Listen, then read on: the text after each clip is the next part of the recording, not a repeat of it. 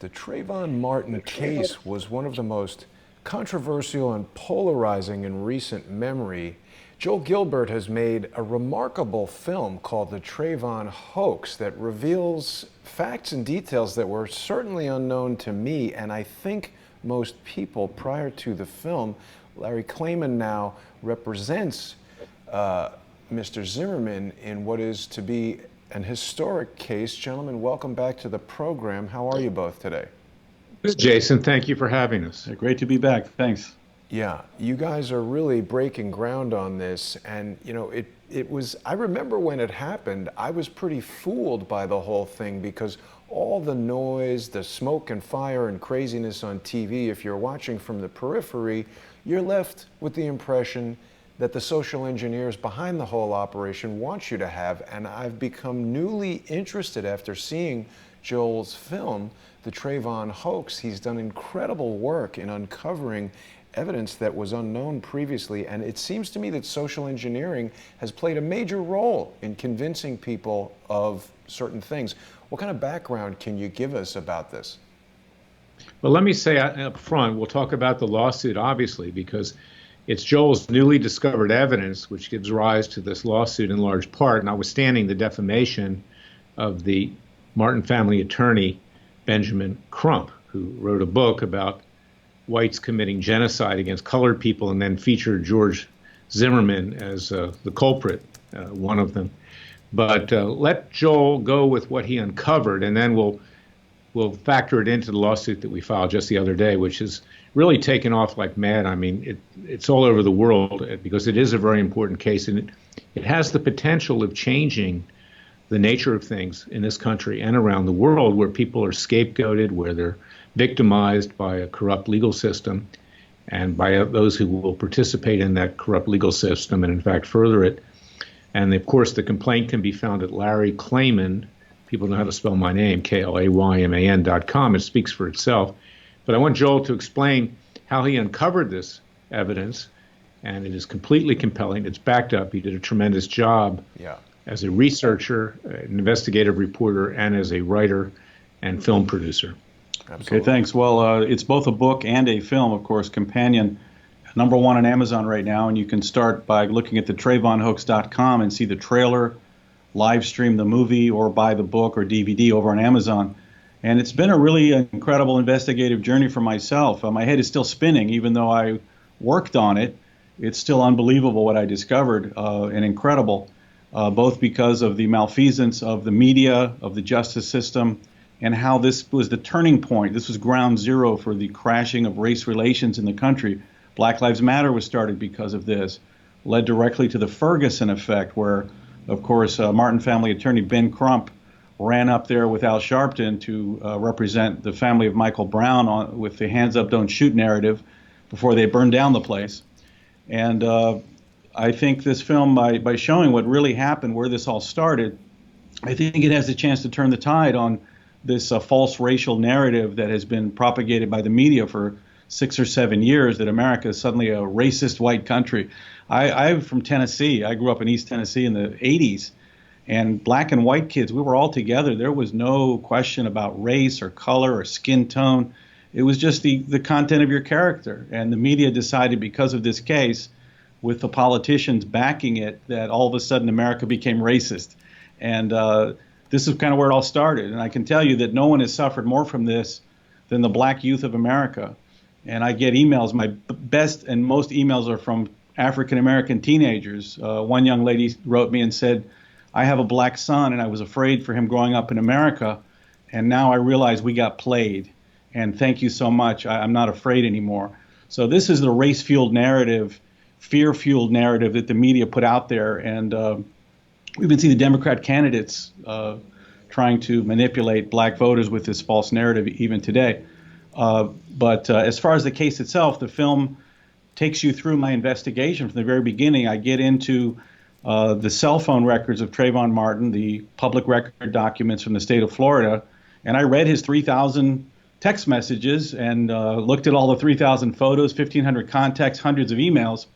Got to know Trayvon the last 8 months of his life, and I found out he wasn't a thug, but he wasn't a rocket scientist either that the media made him out to be. And I saw a very troubled young teen that his life kind of went into a spiral downward in the last 3 months of his life, which is very detailed in the film. And I also discovered, of course, that this girlfriend named Diamond that he was texting back and forth with was not the girl that showed up in court, Rachel Gentile, who claimed that she was Diamond and provided the prosecutors with kind of a made-to-order storyline to get Zimmerman arrested in the first place. So I can walk you through the chronology if you want, or if you have some questions, or I can jump right into it if you like. Yeah, I think it's an amazing film that people really need to see, because what you present is just so evidence-based, so factual. It's, as Larry said, it's essentially irrefutable. I believe this is what you would call prima facie evidence, right, Larry? I mean... That's right, Jason. You've become a lawyer yourself. You're better than forced. most lawyers. You understand what's going on. And Joel really nailed it. It's airtight. And the complaint, of course, took the evidence that he uncovered, and we're using it. And we brought cases for malicious prosecution, abusive process, defamation. There are other causes of action that perhaps may be added to the complaint. So this is very important, what he found. And we hope that we can bring about justice, not just for George Zimmerman, but everyone is George Zimmerman in a way. Yesterday it was George Zimmerman. And in fact, it continues today because he's been destroyed. He has severe PTSD. People have shot at him, tried to kill him. Wow. He can't find employment. Oh. And he's been destroyed. But lost his marriage, didn't today, he, Larry? Yeah, and today it's Zimmerman. Tomorrow it could be you. And the irony here, and I'll turn it back to Joel, is that the same kind of injustice in the legal system is the same injustice that African Americans know really, really well about, how the system works. And that's why, after this lawsuit was filed, as I'll talk about more later, I got a lot of threatening messages and belligerent, off-color remarks. And it came primarily from people on the left who were white. It was about 95%. Very few African Americans, went after me for filing this case. Yeah, and I can tell you, I was very interested to see, once the publicity for the lawsuit jumped up in the last 48 hours, we actually got responses from the Martin family, from Benjamin Crump. Now even they've got Sabrina Fulton and her brother commenting. And all the comments, they're not addressing the substance of this issue that Rachel Gentile was a fake witness and a fraud and an imposter. They're just dismissing the film as, Crump, quote unquote, asinine. So that tells you the whole story right there. Yeah, and they're just dismissing it as ridiculous. It's asinine. I guess if there was something wrong with the substance, they would right away say that no, Diamond Eugene. I'd like to hear Sabrina let us know if she ever met Diamond Eugene, because Diamond Eugene sure was tweeting about meeting with knowing Sabrina Fulton, and she's proven to have known about the witness switch and did not come forward. She's the candidate for 2020 for Miami-Dade commissioner. And she was just endorsed by Elizabeth Warren, of all people, in addition to Hillary Clinton. So I think there's in a Democrat Party, I think they're going to try to bring her back to the 2020 convention like they did in 2016 to help repeat this false narrative to the black community that there's, armed white men in the streets or police officers that might shoot you because of your skin color. That's the Trayvon hoax. The Trayvon hoax is two things. It's the substitution of a legitimate phone witness who was on the phone with Trayvon Martin in the days and minutes up to when he was in this altercation, Diamond Eugene, with Rachel Gentile, an imposter. And the Trayvon hoax is also the name I give to the hoax that the media plays on black Americans every day by running it with and repeating any ridiculous racial story, like Jussie Smollett attacked at 2 a.m. by Trump supporters in sub-zero Chicago, right, who gave him a bleach bath, in addition to saying it's MAGA country. God, no, they run with this like it's true without asking any questions. I remember when I released the film at the National Press Club 2 months ago, media was reporting on a black girl in Virginia who claimed that 3 white kids cut off her dreadlocks. The next day, they reported that Mike Pence's wife works at this school. They were so excited to have another addition to the story. 3 days later, the mother says, hoax, my daughter lied, it was a hoax. Wow. And the media just run with this stuff. So, that's the Trayvon hoax in 2 levels. And I think it's very important to bring the country back together. I want people to understand that all this racial division that started 6, 7 years ago was pushed out by the media and politicians, including the Obama administration.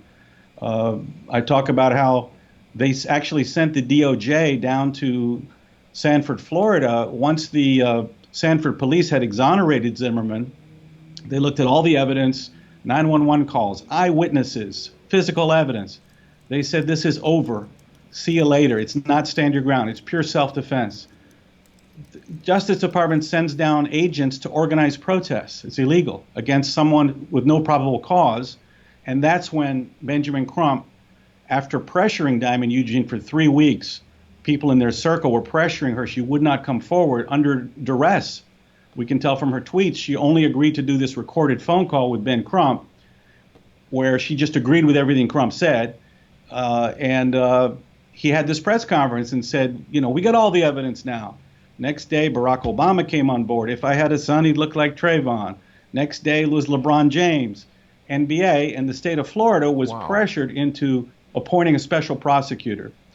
2 weeks later, they come down to Miami to interview 16-year-old Diamond Eugene. They go to her house, got the address on the unredacted documents, and they're sent away to a home where a worker for Trayvon's mother, Sabrina Fulton, lives. Rachel Gentel shows up, 18 years old. She said, hi, my nickname is Diamond Eugene. And they go ahead and interview her anyway. And you can even see in the trailer where at the end of the interview, she confesses and says, I didn't know about it. I didn't know about it. So it's a tremendous prosecutorial malfeasance. It's a story that changed the country for the negative. And I'm hoping when people see it, and I know that when people see it, they're pretty much hopping mad that this could have happened not only to Zimmerman, but to the country. Well, and you got a headline up there from NPR, which didn't write exactly a neutral article, but it was better than what they usually write. Well, I want to address that, Larry. There's been massive press on this, Jason, but I might point out the $100 million isn't just with regard to damages by the Martin family, by people in the Martin family that participated in this witness fraud. It's against the state of Florida, the prosecutors. I love the state of Florida. That's my home state, but I'm appalled at what went on here with the prosecution, and they're going to have to pay up. And it's also against Benjamin Crump, who wrote this defamatory book, Open Season, legalized genocide of colored people. Now, why would you use the word? Yeah, if you're black, why would you use the word colored people? You're trying to whip up racial division and hatred, and so it's for defamation. And guess who published this book? HarperCollins. Guess who owns HarperCollins? Who? Rupert Murdoch and his sons. Guess who owns Fox News? Rupert Murdoch and his sons. And you've heard me rail about Fox News on your show and on my radio show and elsewhere. This is a two-faced, frankly, amoral family that plays both sides of the street for profit. And that's why Fox is now moving left. That's why they've got this lunatic Judge Napolitano on there and Chris Wallace trashing Trump. At the same time, they have Hannity and others running interference for Trump at the same time. Yeah. So, they're going to have to pay up too. And this is just an estimate, the $100 million. I was asked, and you can see this, on the YouTube channel of Freedom Watch. Yeah. This is a private case, but I put it up on Freedom Watch's YouTube so people could see it because it's educational. I was asked, why $100 million? And I said, well, number one, it's an estimate. The jury's going to have to come up with the actual amount. But then the person asked me from NBC, don't you think that's a lot? And I said, I don't think it's enough because we're going to be asking for punitive damages. And the purpose here is to prevent this from ever happening again to other people. Let's break through this race war. Let's have black, white, Christian, Jew, others live together, as brothers, as we are. It's not to create racial division, it's to eliminate it. And unless you stand up to it, and Zimmerman is brave enough to do it, and I'm brave enough to do it, and I might add, Joel uncovered this. I didn't ask him to do it. He uncovered this, and when he did, I felt duty-bound when George Zimmerman asked me to represent him to take this case, at great risk, because there are people out there that want to destroy us for doing this. Let me point out something else to you guys. The reason why I brought up that NPR article. As I said, I've been, I was totally unaware of social engineering before I started Crowdsource the Truth, but it's become a fascination because it's very dangerous. NPR publishes this thing that says that George Zimmerman sues Trayvon Martin's family for more than $100 million. That is a subtle way of them trying to make people who read it think that George Zimmerman is victimizing Trayvon Martin's family. It seems like the suit is really more focused on the lawyer who was the driving force behind this, but he's not mentioned in the headline at all. I would also point out that this Stay Woke shirt that Trayvon Martin's mother is wearing is using the Run DMC logo, something that's going to be immediately recognizable, certainly to anybody my age. I was a big fan of Run DMC. I used to break dance with black guys, white guys. As Joel said, it wasn't a racial thing, but I do believe that this is designed to identify in the minds of people who are familiar with and fans of Run DMC. So all the headlines I've seen have focused very much on this being a lawsuit against the Martin family and not focusing nearly as much on Benjamin Crump, the really questionable lawyer. It's not against the entire family, but there were people that participated in this witness fraud. And I've been asked that question too. And I say, look, bearing false witness is one of the top 10 commandments of Christians and Jews. Mm-hmm. And you can't turn the other cheek just because somebody's a minority. I wouldn't expect it for majority, is that we all should be held accountable when something like this occurs. And these are not good people that they would do something like that, because George Zimmerman risked life imprisonment if he had been convicted. And if he had been charged with first-degree murder instead of second-degree murder, he could have gotten the electric chair in Florida.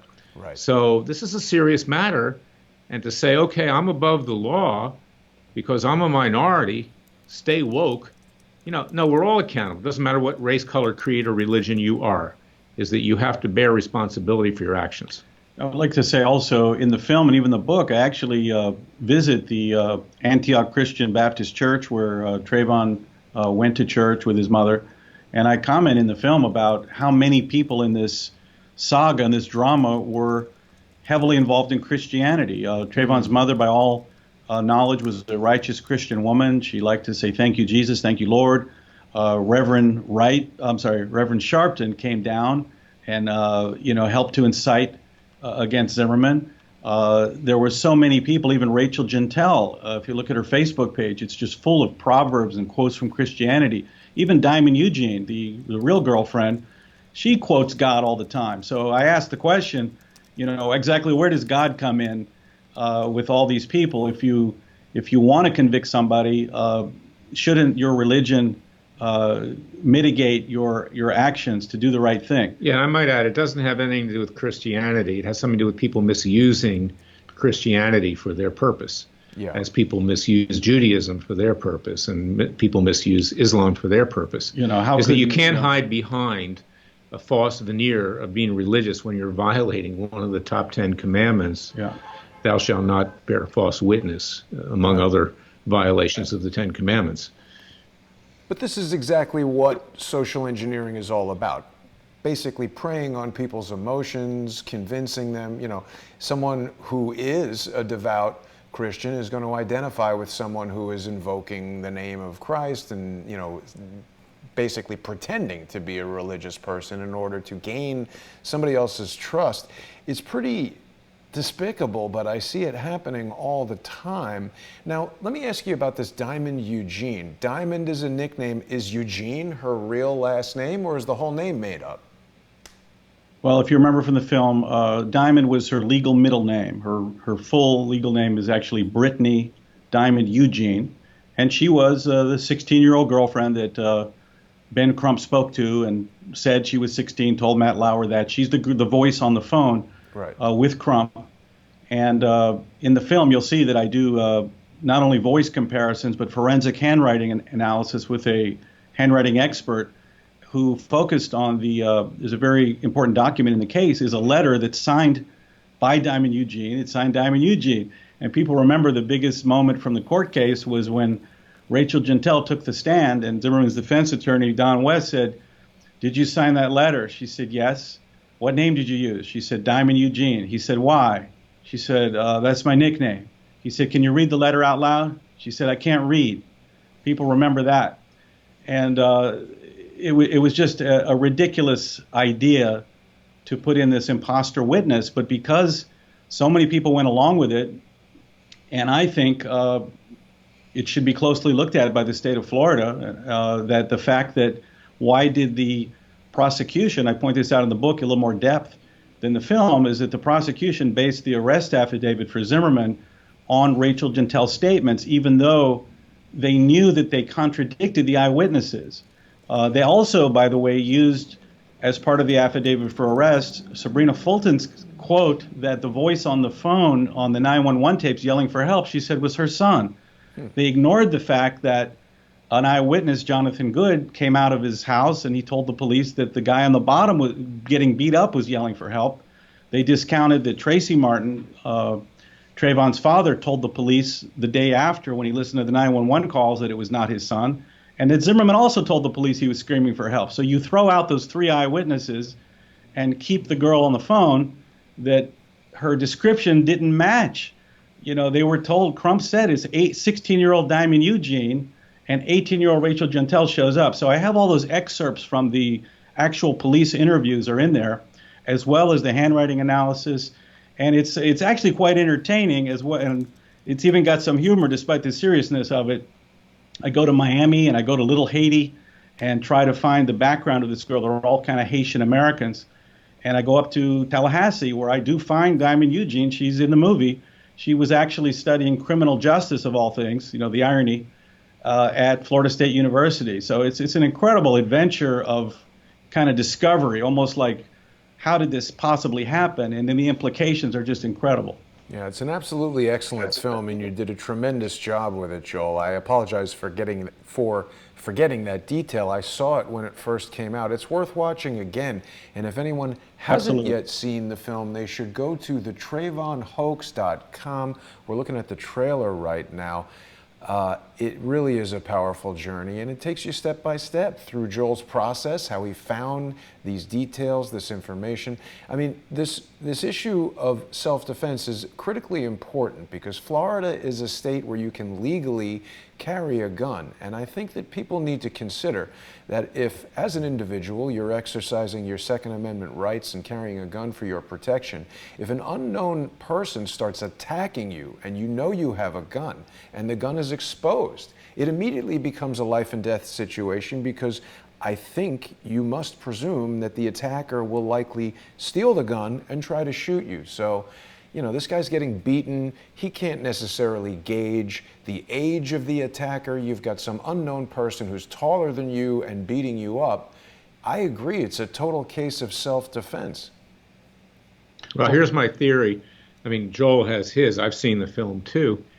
But Trayvon Martin, you know, was having difficulty with his girlfriend, Diamond Eugene. He was very upset that night, and he took it out on George Zimmerman. You know, he became a punching bag, and he almost killed him. And contrary to what is being put up on websites, even, you know, certain major media networks like ABC, which is just basically going off the rails, they're likely going to be sued for defamation against me, against Joel, against Zimmerman. I can almost guarantee it. But they'll put up a picture of Trayvon Martin when he was about 10 years old to create the impression that some poor defenseless little person was shot. Is that Trayvon Martin was much bigger than George Zimmerman and had him down on the ground and was ready essentially to kill him. And that's what resulted here. I mean, and Joel can talk about it in greater detail. Yeah, let me point out that what's interesting is how the narrative of the family and the media turned to the stand your ground law, as if, saying that, oh, the problem is the law, we got to change the law, stand your ground. He shot him because of this stand your ground law, and that's why he couldn't be arrested. That was never the opinion of the Sanford Police Department. They had announced it was simply self-defense. And even when the Martin family went to Congress and Sabrina Fulton was testifying, and she was saying horrific things, like she said, in our community, people are afraid to even go and buy candy. She was saying that she wants to change the laws. And Ted Cruz, the only person that stood up and said, I'm sorry, this had nothing to do with the stand your ground law. Zimmerman's defense never cited stand your ground. The police never said it was stand your ground. It was just pure self-defense, like in the Bible. From Zimmerman's point of view, he had he says in the film, he is in the film, by the way, he did not even testify in his own trial, so you get to hear step by step what he said happened from his point of view, and you can pretty much judge for yourself and hear his story. And then I combine that with the evidence that I came up with, and you can see what really happened. And when you see how badly the media distorted the truth, you just have to wonder, just about in every other case, what is really going on. Of course, even Eric Holder's, Obama's Justice Department, had to admit that the Ferguson story of that Michael Brown was shot while trying to surrender with his hands up, that whole thing was just a lie. But the media, the damage the media does by spreading these lies, these slogans. In the Zimmerman case, the slogan was Skittles and iced tea. Right. He was just walking around with candy for his brother. In the Ferguson, hands up, don't shoot. There's always a slogan that the media just eats up, and they don't care to look into. Well, the worst one recently, people, of course. They're selling an idea, so they need a good marketing slogan. I mean, this is basically what it is. It's the media's job. It's the media's job to ask some questions, no media ever asked Rachel Jeantel, if you were on the phone when your friend was followed, your boyfriend was followed around, screamed for help for 50 seconds, 14 times, and was shot in cold blood, why didn't you immediately call the police rather than not doing anything?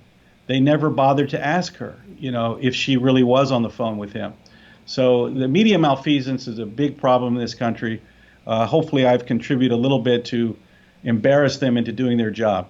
Let me also point something out, which is interesting, because in and around that period, I was doing some research on stand your ground law. Florida was being vilified for having codified that by statute.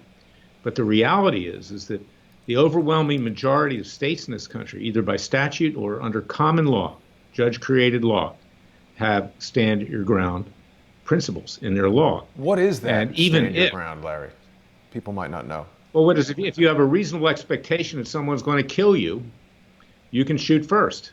Like Wyatt Earp. Watch the trailer. I think you're not required to retreat and run away. Right. That you can stand. Right. But George didn't do that. He didn't shoot first. He was getting beaten up. He was on the ground. But Florida took a beating too. Its legal system over that, and it is a legitimate principle in the law to stand your ground. So this was being used by anti-gun advocates and activists, with regard to the whole Second Amendment issue. Right. Well, it seems like they always do that. They have some sort of issue that they want to push. In the case of Jussie Smollett, it seemed that it was Cory Booker's reparations for Black Americans, which, listen, certainly if you've got a politician running for president talking about giving your family between $5,000 and $25,000, that's a pretty appealing thing to a lot of people. So they need some sort of major press event to push these agendas, right? Well, that's right. And, Andrew Gillum, who ran for governor here, mayor of Tallahassee at the time, who since paid a price for getting into ethics problems with regard to conflicts of interest and FBI agents and everything else, he was pushing this narrative, this race-baiting narrative, and he may still be doing it for all I know. But people don't have the facts. Joel went on a radio show earlier today. I was listening, and the radio talk show host had no idea what the truth was, and he straightened him out. And this guy was an African American and was very, very reasonable. He said, Joel, that makes sense. Tell him about it, Joel. Yeah, well, this was a show in Vegas, and the guy just pretty much repeated the media narrative that the Zimmerman family attorney, Benjamin Crump, put into the media, essentially that a small child was on a candy run, delivering candy to his brother when stalked, threatened, screamed for help, and was shot in cold blood. So he pretty much repeated that narrative. And what happens when you repeat a false narrative is that even fair-minded people, normal people, are so horrified, and that's the goal, is to break through the normal logic and normal behavior that you'd be more skeptical. But then you put out a photo of a 10-year-old child, and I would say, oh my God, they better get this guy. I hope they get this guy, because you don't know better. And I'll tell you an interesting story that happened. I was in actually New York City, and it came out in the New York Post one day This would have been 2007. I remember this, 2008. And the first report was that a white guy had murdered two black teenagers on a subway at midnight. And they were looking for this guy with a knife. He killed him with a knife. They were looking for this guy, and they put his picture out there. I said, oh my God, this is a maniac. I hope they get him. And the next day they got him, and everyone was like really happy that they got this guy. And the third day they let him go because they got the real story. It wasn't from his two friends. There were four kids together. So these four kids, that were black, African American, they had been robbing stores, and then they got on the subway and took over the subway car and attacked this guy, Hispanic kid, attacked him with a knife. And he happened to have a knife. So he fought back, and unfortunately, tragically, two of these kids were killed. Wow. And he was just trying to save his life. And by the third day it was over. We couldn't believe they let this guy go. But then when you read what happened, it was self-defense.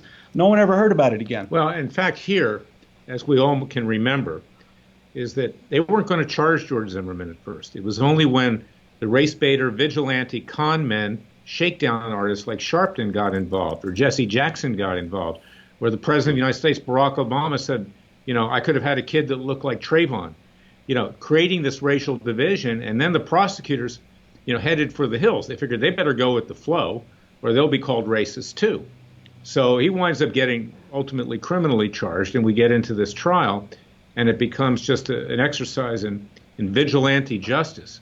And there, of course, you have, the master of con men and vigilante justice. You might remember the Tawana Brawley affair, where this character also committed fraud many, many years ago.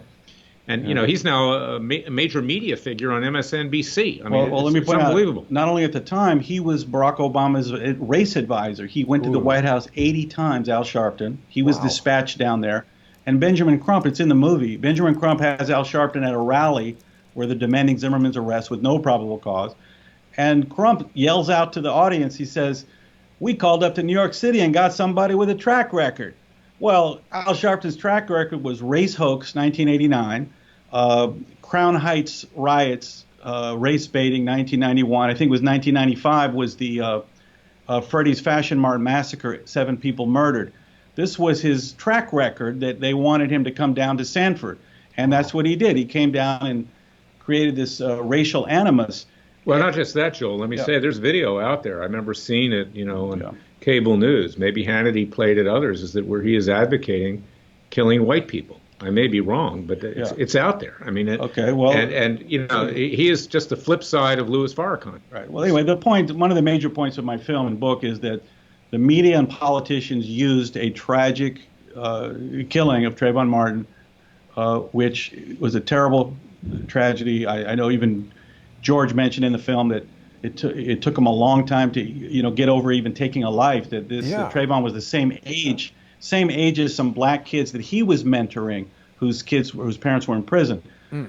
So this was used by politicians. I think George even wrote an article the other day. I read it where he said that he and Trayvon Martin ended up having a lot in common, that they were both used by the media and by politicians for their political agendas. And it was an evil agenda. They used the tragic death of a very troubled black teen to try to put a Hispanic man in prison so they could control the black voting bloc, which was not in the tank for Obama in 2012. There was 70–80% unemployment in urban communities. Illegals were coming in, taking jobs. Businesses were closing. They were not getting anything done for black Americans. Obama didn't do anything. So this was used to polarize, I think, to help get Obama elected. And mind you, again, the DOJ was organizing protests. At the same time, the backdrop, Obama was using the IRS at the same time to break up the opposition, the Tea Party movement. So he was using the tools of state to keep a hold on power because his socialist policies always fail. That gives you a little backdrop to what happened in 2016. We're going to see this IG report next week, but pretty much people understand the FBI, DOJ, CIA was used to try to keep a hold on power. And that's the tyranny of liberal fascism. By the way, let me divert a little bit now that Joel made the transition, because I was going to talk about this at the end, but I want to spend most of the time on Trayvon Martin and George Zimmerman and the lawsuit. But this is what I've been saying, Joel. I hate to say I've been right. Excuse me, Jason. Jason, Yeah. Joel. All my friends begin with the letter J. Okay. But the recent leaks, and they're probably accurate, that Michael Horowitz is the Inspector General's report on Fusion GPS, on the Steele dossier, and all the criminality of the Clintons and everything else, Peter Strzok and Page and Rosenstein, Comey, the whole lot of them, is not going to hold any higher up accountable. Right. Is exactly what I've been saying. And then it was leaked just yesterday that John Durham, the guy up there in Connecticut, this U.S. attorney, that he's not going to make any finding like that either. So, Wow. And then the Department of Justice leaks that the Attorney General, our so-called legal messiah, Bill Barr, is in fact contesting those findings. You know, he's not contesting those findings. They've got more dirt on Barr because they've got dirt on everybody rather. He's just covering their bases. And then to make matters worse, Greg Jarrett, comes on and says, oh, this is on Hannity. Well, you can't really believe what's being said. There's going to be justice. And then you have Hannity saying the same thing. Right. You see, and this is why this media narrative on both sides is so dishonest. They don't tell the truth to the American people. In the case of Fox and Hannity and Jarrett and others, they want to boost ratings. They want to maintain advertising dollars. Hannity's viewership went up to 4 million this week, over these matters. And that's why I don't watch Fox anymore. It's why I turn on the golf and tennis channel, because I get the news, and that's it. Over. I make my own decision.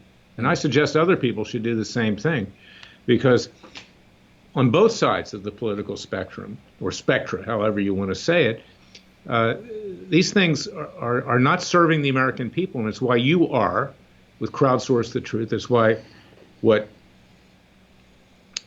Joel did, I'll call you both J, okay, Dr. J, is you're the white version of Dr. J. Okay, yeah. You know how to slam dunk, both of you. Right. And this, I'm from Philadelphia. I used to play for the 76ers that I rooted for. Okay. So this is something that, it's why it's so valuable what Joel did and what you do, Jason. Is I've had very little sleep lately, by the way, so I don't even know my name. Don't worry about it, Larry. This is why we need to get the truth out, crowdsource the truth. Yeah. And the Trayvon hoax. Let me ask you guys a couple things, because this is huge, and the media is not just being irresponsible. I really believe they're proactive participants in everything that you're talking about. Look at this headline from the horrendous birdcage liner, The Washington Post. They're talking back in 2013 about how the media might have helped George Zimmerman go free. I mean, this is ridiculous. This is absolutely the opposite of what actually happened. And I haven't read the article, but it's sort of pointless reading anything in the Washington Post, because it literally is a public relations tool for the CIA and the deep state. It's a piece of trash. I'll tell you something. When I went to France my junior year in Aix-en-Provence to study, they put me with a woman, Madame Donier. Joel speaks French, by the way, as well. And, she was not very well off, and I had to go to the bathroom. I don't mean to be off color or anything, but rather than handing me toilet paper, she handed me newspaper. And I'll tell you something. I used it then. I had to, but I wouldn't even wipe. You know what? Yeah, well suited to that. Anything with a Washington Post. It's not even worth that. Look, they come up with these changing narratives. Of course, it was the media that accepted Benjamin Crump's false narrative in the first place. Instead of simply telling Crump, well, you're full of it. The police already investigated. We're not buying this crap that you're selling, you and Sharpton. Instead, they just repeated word for word what he said. Just like they said, hands up, don't shoot. They repeated this Skittles and iced tea narrative. And they're the reason, pretty much, that Zimmerman was, had a special prosecutor appointed because they were under so much media pressure. And the media had a job to do. I mean, I got asked a question. This guy from NBC was asking me last night, the night before I did an interview for over an hour, of which 12 seconds made it on air. But he kept asking me, he said, well, why didn't you do this or why didn't you do that in your investigation? And I said, well, he said, I was at the trial. I said, well, why didn't you just, after the trial, why didn't you go read the public documents? You had a job to do. Of course, that didn't make it on the air, but the media, I mean, I was shocked. I mean, the media had 6 years. Anyone could have just requested the public documents. It's an open record state. And you just start reading, and you can get to know Trayvon and understand kind of what he went through, what happened. And what happened to him is that his father divorced his stepmother, Alicia Stanley, who he calls Mama Alicia. Yeah. And that was November 2011, and he had to leave his mother of 12 years and go back and live with his biological mother, Sabrina Fulton, and he started acting out very badly. Alicia Stanley's in the film. She even kind of gives a hint to Anderson Cooper. She says he wanted to live with me and his father, meaning this was all acting out, throwing caution to the wind, fighting, heavy marijuana use, dealing guns. He lost his mother. His father wasn't home. So I say at the end of the film, I'll give away the end. One of the lessons is that the problem for young black men is not what the media wants you to think, that there are armed white men in the streets or black or white cops that want to shoot you because of your skin tone. The real problem is the lack of strong black men in the home to give guidance. And that's what helped lead to Trayvon to go down this terrible path that led to this confrontation. And then, of course, there are, it's a big country. We got 320 million people. There are tragedies and circumstances where police actually do shoot someone accidentally or get scared or there's some problem. But it's not because the country is racist. I grew up in Tennessee in the 80s. I never heard the N-word. So they want to convince us this is a racist country just to polarize and take advantage of the fears of African Americans about this. Yeah, and I might use the refrain of Michael Jackson. I don't care whether you're black or white. Okay, it's not the issue. It's that whatever you are, you have to be held accountable for what you do. And you just can't hide behind your race or your religion or your creed or ethnicity.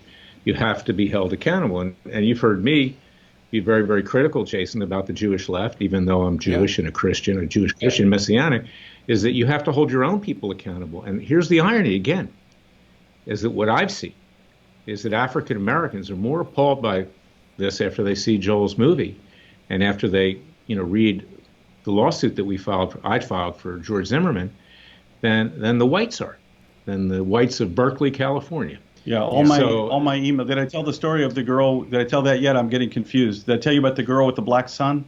Yes, you did. You've both recounted how the response that you've gotten from black people is way more receptive to this information than that of white people, and I have had the same experience. In fact, I want to talk a bit more about this guy, Benjamin Crump, because I've recently begun a show with the Bishop Larry Gators, who is a black man and a friend of mine, and he has opened my eyes to a secret society called the Boule. I don't know if you guys have ever heard of this, but this is essentially the equivalent of the Skull and Bones Society, which is at Yale. This is the equivalent in Black America. It is a society the bishop goes through in great detail. I think that you would both appreciate it, how this society was formed, who is in it, and to my great shock... Jason, before we go further, let me just say something. Yeah, it looks like you got 3 white guys in that group. Before I say something, let me go further, is that I'm representing George Zimmerman. I don't want to discuss anything that deals with anything that might arguably not be accurate. Okay, it's right here on Benjamin Crump's webpage. He says it. Okay. He's a member of the Boule. That may be, but I'm gonna defer from that right now because I've got a very strong lawsuit against him for millions of dollars, and I'm going to let that evidence speak for itself. Yeah, and I'm not familiar with that background on Crump. I mean, I'm focusing on what his role was back then during the film. You see him quite a bit in the movie. Of course, Black Lives Matter was formed because of this case, and he's somebody that's kind of taken up that mantra of becoming a self-styled civil rights lawyer. He pops up everywhere where anyone would like to allege any kind of racial animus or police misconduct. He'll pop up right there. He wants to be that new generation of Al Sharpton, it looks like. I actually called his office I was just trying to call down there to kind of see if I could reach him and if there was a way to reach him. And I got a voicemail, so I hung up. And I got a call back saying, you didn't leave a message, but We wondered if you had a case you'd like to, report. So he did open up a national law firm just for that purpose. And it's just so divisive and so offensive to people like me that grew up with multiracial society that never had any problem. We judge people by the strength of their character. So I think most people are just very uncomfortable with this type of race. Yeah, let me say, Jason, that not, whatever the case may be, it wasn't in any way to put you off, but because I'm in litigation right now, I want to stick to what Trump did in terms of what's in the complaint. And you need to go no further than to look at the cover of his book, Genocide Against Colored People, Open Season, I'm paraphrasing, and that tells you everything about Benjamin Crump, for which we are seeking to hold him accountable for large damages. And I hope for his sake that he has insurance, because this is very serious. I certainly know that HarperCollins is going to be held accountable. If you look at the complaint, I sent him and HarperCollins a letter in advance of filing the case on behalf of George Zimmerman. It's attached to the complaint as an exhibit. Go to LarryKlayman.com. And I said, this needs to be corrected. You need to retract this. You need to take this book off the market. It's threatening, frankly, it's continuing to create the potential for violence against George Zimmerman, who's already been shot at. They attempted to kill him. Some people attempted to kill him. I don't know who. But this is totally irresponsible. We got no response, none. And instead, what you get is what Joel talks about. He's been following it. Is that this is ridiculous? It's stupid. It's whatever as the case may be. And apparently, he's also claiming we sued the Martin family for defamation. We didn't. And maybe we would have, but the statute of limitations run on what they said. And I hope they don't say anything currently that causes us to have to bring a defamation suit. And last but not least, and let me send this message out to the world right now, is that ABC is going to be sued, what they have done. They said that I specialize in suing black politicians. You know what? The only black politician I've sued in 42 years that I can recall is Barack Obama, and he's not even black. Okay? So this is what you're up against. They're trying to whip up, violence and hatred against me as if I only sue black people. I've sued Bush, George W. Bush. I've sued Cheney. I've sued Newt Gingrich. I've sued Tom DeLay. 99.9% of the people I've sued in my public interest and other capacities have been white. Well, Obama's biracial, so you'd consider him black, I guess. That's the term today. I've always found that unfair. He's half of each. So you guys have both spoken about the polarizing aspects of this case, and I can't help but be reminded that Saul Alinsky's rules for radicals instruct his readers who are trying to foment chaos and be radical, that they need to personalize and polarize. So it seems that this Trayvon hoax was an absolute Alinsky Marxist type of, mind control effort to fool people. Well, make no mistake about it, Barack Obama is the one that ignited the race war, and everybody followed suit. When the president goes in that direction, and again, like Joel said, we were proud to have a black president, even if I don't agree with him politically or otherwise. That's the reality. But in the remaining time that we have, let Joel tell you what happened to a press conference and screening in Coral Gables this week, because it tells you something about the media and people and the way they act these days under this deep state mentality that we live in. Yeah, I did schedule a film screening, and they were going to have a press conference just before for the Coral Gables Art Cinema in Coral Gables, Florida. And I scheduled it from California a few weeks ago. I got a contract. I paid in advance. Nothing different than any other film screening I've done over the years. I've done 100. National Press Club in Washington, D.C. hosted the film. September 16, had a great crowd. I had a lot of kids from Howard University in D.C., Black College. They came out. They loved the film. My two biggest fans there were actually the two security guards. These big, tough black guys were our security guards. They came and shook my hand and had me sign a DVD. They loved it so much. So it was a great start, and that was just a typical film screening. So here I come from California. We've invited the media.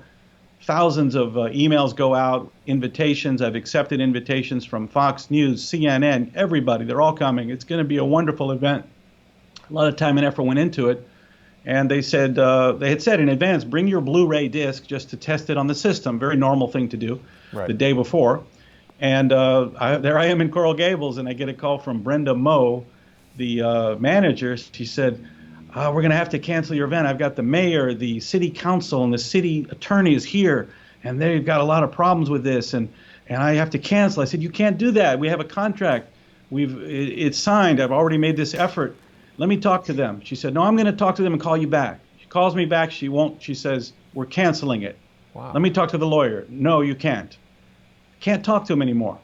And they just canceled it. I had all this media still today. They're sending me emails. Did you reschedule? Did you reschedule? It's almost impossible to find a venue for a theater on a one-day notice because it's booked up. Well, this is the tragedy here is that we weren't talking about the Three Stooges, Moe, Larry, and Curly. Okay, we were talking about the mayor of Coral Gables, and we're talking about the city council, and we're talking about breaking a private contract. This is Joel's contract, okay? Yeah. And I had Joel sign a waiver along with George Zimmerman because I represent George Zimmerman, but we're going to be bringing a lawsuit here because this is an abridgment of First Amendment rights. He deserves to be able to show his film. I deserve to be able to get up there and talk about the lawsuit. It wasn't for publicity. It's because we want to educate the American people on right and wrong and arrest this race war. We want to stop it for everybody. Well, this is despicable what happened. Yeah. And people have to be held accountable for it. Yeah, I asked her, I said, what if it was a Michael Moore movie and somebody had a problem with that? Would you also cancel it? They won't answer. So the stories keep changing. I think she told CBS 4, I did an interview with them for this story, and they said that the lady said that I didn't have a contract. And of course I had one and sent it to CBS 4.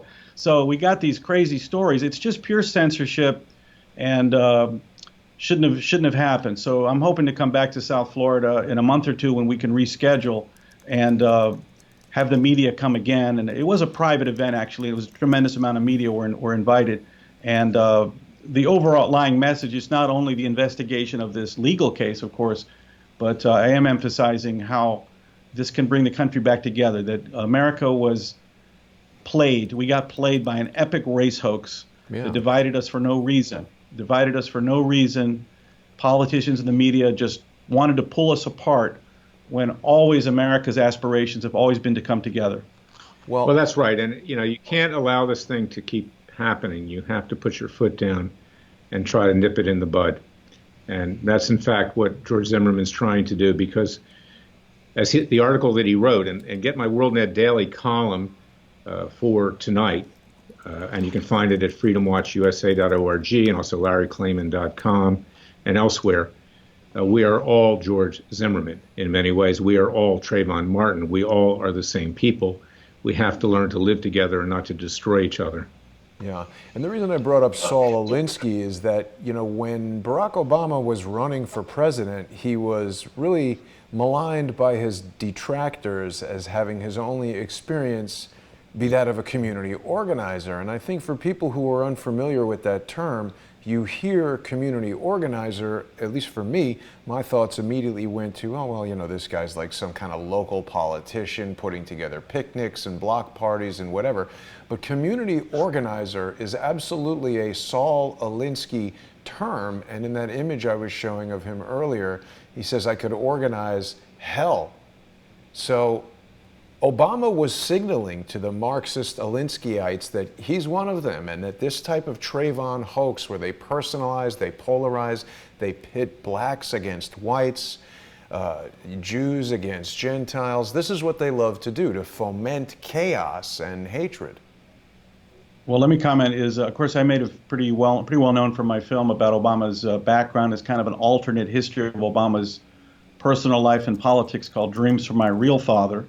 And I do talk about his days as a community organizer, and I explained that the term organizer is really a cover, that the real job is community agitator. Right. And they're actually trained at the Midwest Academy. I covered that in the film, is where Obama both learned and then taught for 10 years. And what they teach is, and I'm quoting, they teach them to rub salt in the wounds of minorities. And the idea is to get them to be activated for this socialist agenda, which doesn't serve their interests. That's why during Obama's 8 years, everything got worse for Black America. I did a film called There's No Place Like Utopia, and I actually talked to African Americans in inner city Chicago, all over the country. And they're the biggest conservatives I ever spoke to. They say, we don't want illegals coming in taking our jobs. We don't want legalization of drugs. We want more police. They're conservatives. But then I say, well, why'd you vote for Obama? Well, because they're identifying with his ethnicity, based on his race. And I say, but everything got worse. And they started saying, you got a point there.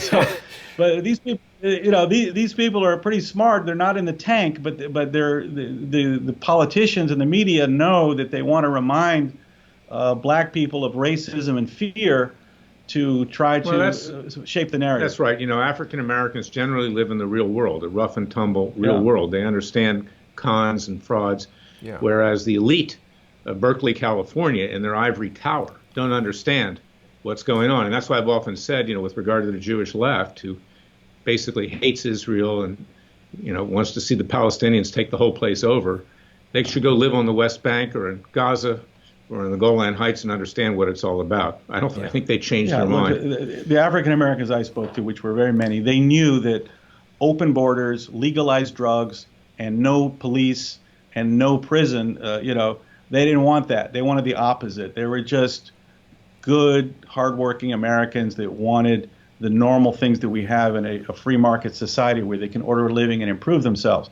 And Obama was, at the forefront to be able to capture that voting bloc because they were constantly reminded, especially in 2012, of racial issues. And I think this film is having a part in educating people that this modern era of racial division, fake news, now we know race hoaxes, it really started here and it never had to happen. Well, and Joel's doing that, and what I'm doing as a lawyer on behalf of George Zimmerman is to say this kind of conduct has consequences, and there needs to be consequences. And that's something, legal consequences. That's something that our government's unwilling to do. They run away from this. And even most of the conservative media, exception of you and a few others, runs away from this. And it was not until this lawsuit was brought that anybody even looked at Joel's book to speak of. And we didn't bring it for that purpose. Joel, he brought it, Zimmerman, because to get about justice for himself and other people. Yeah, I got to tell you media stories. The Miami Herald actually did a decent, fair job covering the Zimmerman trial back in 2013. Many reporters, multiple, covered it. I contacted all the reporters there, including the editor, Rick Hirsch, sent him the email, all the explanation. All of these people are from Miami. Sabrina Fulton is running for Miami-Dade commissioner. She knew about this witness fraud. It harmed America. Will you take a look at this film? In 12 minutes, I got an email back from the editor of the Miami Herald, will pass. They want to take a look at it. Now, after this event with the Coral Gables cancellation and putting out our press release, and when Larry's lawsuit hit, all of a sudden I got like 6 Miami Herald reporters emailing me as if they just found out about this today. So that's just how fickle. Well, and that's because they had egg on their face. We did not bring the lawsuit for publicity purposes or to promote Joel's movie or book. But that's the logical consequence. Unless you hold people accountable, they don't pay attention. But when there's a risk involved and when you will be held accountable, then, of course, they have to pay attention. Yeah, they all wanted to come to the press conference. I've got emails from 4 or 5 guys at the Miami Herald. I want to come. I want to come. And they're like my new best friends. But 6 weeks ago, they wouldn't give me the time of day. They're his new best friends today, but don't turn your back, okay? Yeah. Right. All right. Hopefully you can reschedule that press conference. It won't last. Gentlemen, we're just about out of time. I want to just ask Joel one more quick question, because this is an image that's come up many times. Have you seen this image of Barack Obama before, Joel? Do you know what this is about? Sure, that's in my movie. That's him at the Midwest Academy in Chicago, where he was a trainer for socialist activism. And that's, he was a trainer for Acorn as well. And this is just the radical training that Obama had. So he was trained so well, he was a teacher of this Marxist organizational concept. And he was at the forefront of trying to recruit minorities. That was his job. He was hired out of New York, out of Columbia University, to work for the Developing Communities Project in Chicago, which was a leftist organization meant to bring the black community onto the socialist causes. The socialists always failed to recruit black people because they were religious, and Marxism was atheist. They wanted nothing to do with it. They failed to recruit them because black people were also religious. It's love thy neighbor. And Marxism preached war between the classes, fight your neighbors, different classes. So they were desperate to get black people onto their movement because they were so well organized with their churches. And Obama was instrumental, because he was biracial, trying to bring him in to teach this radicalism to African Americans that does nothing for them. It just makes things worse. And that's why when he was president, things only got worse. It's a good explanation of an image that's shown up many times that I did not know what it was all about. He's got corporations, banks, utilities, and then something that says DE, looks like GOP. Is he talking about a uniparty, making a unified political party? Not sure if that says, I'm not sure what that says, but he was a teacher at the Midwest Academy. I've got all the history. If you go back to Dreams from My Real Father, you'll get all the background on that. Stanley Kurtz wrote a book called The Radical in Chief. He also goes into a lot of detail on what was behind that photo. Wow, I'll have to take a look at that. So Dreams from My Real Father is a great book that people can get, learn more about Barack Obama. It's a movie. It's a DVD, right. Not a book. Correct. It's a great movie for people to watch. He certainly looks a whole lot more like Frank Marshall Davis than Barack Obama Sr. But the really movie people need to see if they haven't is the Trayvon hoax. You can go to the TrayvonHoax.com and stream it from there, right? There's a link right here. Yeah, if you go to on the buy page, on the buy page, you can stream it right there. You can buy the DVD, the ebook, or the book version. That'll click you over to Amazon. Great. So people can watch that. And if you haven't seen it, it's very important. People can also go to LarryKlayman.com and learn more about the lawsuit that's been filed against members of Trayvon Martin's family, his attorney, Benjamin Crump, and the publishing house that has put out this incredibly inflammatory book that Mr. Crump has written. And people should go to LarryKlayman.com. Don't forget to visit FreedomWatchUSA.org and support Larry's team over there at Freedom Watch. Gentlemen, anything else you wanted to bring up before we close out the show for today? Happy holidays. Absolutely. We hope to make it a lot happier with bringing about justice. Get a DVD and a book of the Trayvon hoax in every Christmas stocking. That's a very good idea. idea. Thank you, Jason. What you do is extremely valuable. Thank you guys. Really appreciate you joining me today. I'm going to be back in just an hour with John Cullen's Las Vegas investigation. John Cullen is conducting his own impeachment inquiry, and I guarantee it's not what you think. Tune in 1 hour to see that. Gentlemen, thank you so much for joining me, and thanks everybody for watching. We'll see you soon. Okay. Thank you.